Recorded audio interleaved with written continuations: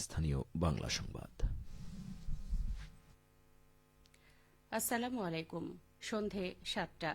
বাংলাদেশ বেতার, রাজশাহী। স্থানীয় সংবাদ পড়ছি মহসিনা পারভিন। গণভোট ও ত্রয়োদশ জাতীয় সংসদ নির্বাচন সংক্রান্ত প্রচারণার অংশ হিসেবে বাংলাদেশ বেতারের মহাপরিচালক এএসএম জাহিদ 2 দিনের সফরে আগামীকাল রাজশাহীতে আসছেন। এরপর তিনি বিকেলে গণভোট ও ত্রয়োদশ জাতীয় সংসদ নির্বাচনে ভোট কেন্দ্রে গমন, ভোট প্রদান ও গণভোটে অংশগ্রহণের জন্য সাধারণ ভোটারদের উৎসাহ প্রদানের লক্ষ্যে গণভোট ও ত্রয়োদশ জাতীয় সংসদ নির্বাচন শীর্ষক অনুষ্ঠানে সভাপতিত্ব করবেন। আগামীকাল বিকেলে রাজশাহীতে অবস্থিত বাংলাদেশ শিশু একাডেমিতে এই অনুষ্ঠানের আয়োজন করেছে বাংলাদেশ বেতার, রাজশাহী। অনুষ্ঠানে প্রধান অতিথি হিসেবে উপস্থিত থাকবেন বিভাগীয় কমিশনার ড আ.ন.ম বজলুর রশিদ। বিশেষ অতিথি হিসেবে উপস্থিত থাকবেন রাজশাহী রেঞ্জের DIG Mohammad Shahjahan, police commissioner ড মোহাম্মদ জিল্লুর রহমান এবং জেলা প্রশাসক ও রিটার্নিং কর্মকর্তা আফিয়া আক্তার। অনুষ্ঠানে স্বাগত বক্তব্য প্রদান করবেন বাংলাদেশ বেতারের আঞ্চলিক পরিচালক কিশোর রঞ্জন মল্লিক। আলোচনা অনুষ্ঠানের শেষে সাংস্কৃতিক অনুষ্ঠান পরিবেশিত হবে। প্রাথমিক ও গণশিক্ষা মন্ত্রণালয়ের উপদেষ্টা অধ্যাপক ডাক্তার বিধান চন্দ্র রায় পোদ্দার বলেছেন, বর্তমানে মাঠে ভোটের ইমেজ তেমন না থাকলেও প্রতীক বরাদ্দের পর এবং প্রচার প্রচারণা শুরু হলে হাওয়া পাল্টে যাবে। আজ বিকেলে ত্রয়োদশ জাতীয় সংসদ নির্বাচন ও গণভোট উপলক্ষে নওগাঁয় এক মতবিনিময় সভায় তিনি এসব কথা বলেন। তিনি আরও বলেন, গণভোটের জন্য প্রচারণার গাড়িগুলো হয়তো সব জায়গায় যেতে পারছে না, তবে শহর থেকে প্রত্যন্ত বাজার এলাকায় প্রচার প্রচারণা করা হচ্ছে। এছাড়া উঠান বৈঠকে বিভিন্ন শিক্ষা প্রতিষ্ঠানে মা সমাবেশ সহ বিভিন্ন সভা সেমিনারে প্রচার প্রচারণা চলছে। শতভাগ নিরপেক্ষ, সুষ্ঠু ও উৎসবমুখর পরিবেশে ভোট গ্রহণের লক্ষ্যে অনুষ্ঠিত সভায় নির্বাচনী কর্মকর্তাদের বিভিন্ন দিক নির্দেশনা দেন উপদেষ্টা। সদর উপজেলা পরিষদ হলরুমে অনুষ্ঠানে সভাপতিত্ব করেন জেলা প্রশাসক মোহাম্মদ সাইফুল ইসলাম।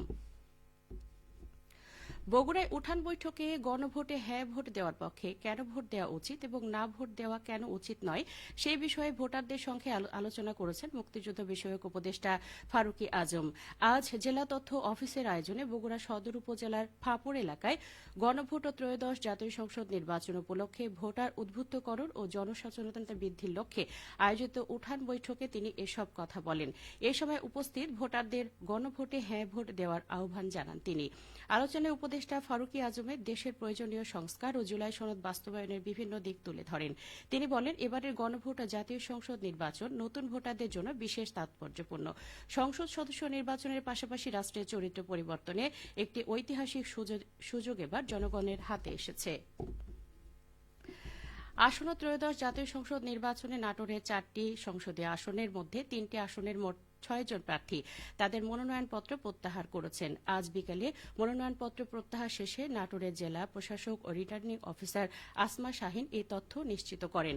মনোনয়নপত্র প্রত্যাহারকারী 6 জনের মধ্যে নাটোর 1 আসনে সর্বোচ্চ 3 জন। এই 3 জন হচ্ছেন খেলাফত মজলিসের আজাবুল হক, এবি পার্টির এসএম মের্স মুকারিবুর রহমান এবং স্বতন্ত্র প্রার্থী ASM Jahangir Hossain.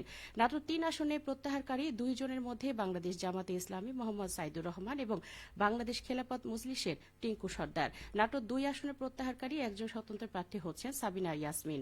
Returning officer Asma Shahin জানান, মনোনয়নপত্র প্রত্যাহার শেষে জেলার 4টি সংসদীয় আসনে মোট প্রার্থী থাকলেন 25 জন। চাঁপাইনবাবগঞ্জে গণভোট ও ত্রয়োদশ জাতীয় সংসদ নির্বাচন বিষয়ে 3 দিনব্যাপী প্রচারণা প্রদর্শনী চালিয়েছে ভোটের গাড়ি। সারা দেশে গণভোট বিষয়ে সচেতনতা বৃদ্ধির লক্ষ্যে ভোটের গাড়ির মাধ্যমে এই প্রচারণা কার্যক্রম চালানো হয়। দেশের চাবি আপনার হাতে এই স্লোগানকে সামনে রেখে আজ সকালে চাঁপাইনবাবগঞ্জের জেলা স্টেডিয়ামে অবস্থান নেয় ভোটের গাড়িটি। দিনব্যাপী এখানে বিভিন্ন সচেতনতামূলক অনুষ্ঠান প্রচার করা হয়। চাঁপাইনবাবগঞ্জে 2টি পৃথক অনুষ্ঠানের মাধ্যমে সাধারণ জনগণের মাঝে ভোটের গুরুত্ব তুলে ধরা হয়। অনুষ্ঠানে ভোটারদের সচেতনতা বৃদ্ধি, ভোটের প্রতি আগ্রহ সৃষ্টি এবং গণভোট সম্পর্কে ধারণা দিতে নানান বক্তব্য ও থিম সং ভিত্তিক বিভিন্ন প্রদর্শনী দেখানো হয়। সবশেষে আবহাওয়া। আজ রাজশাহীতে সর্বোচ্চ তাপমাত্রা ছিল 26.9 ডিগ্রি এবং সর্বনিম্ন 11 ডিগ্রি সেলসিয়াস। সন্ধ্যে 6টায় বাতাসের আপেক্ষিক আর্দ্রতার পরিমাণ ছিল 71%। রাজশাহী পার্শ্ববর্তী এলাকায় আগামীকাল সূর্যোদয় ভোর 6টা 50 মিনিটে। সংবাদ শেষ হল। আমাদের পরবর্তী স্থানীয় সংবাদ প্রচারিত হবে আগামীকাল সকাল 8টা 10 মিনিটে।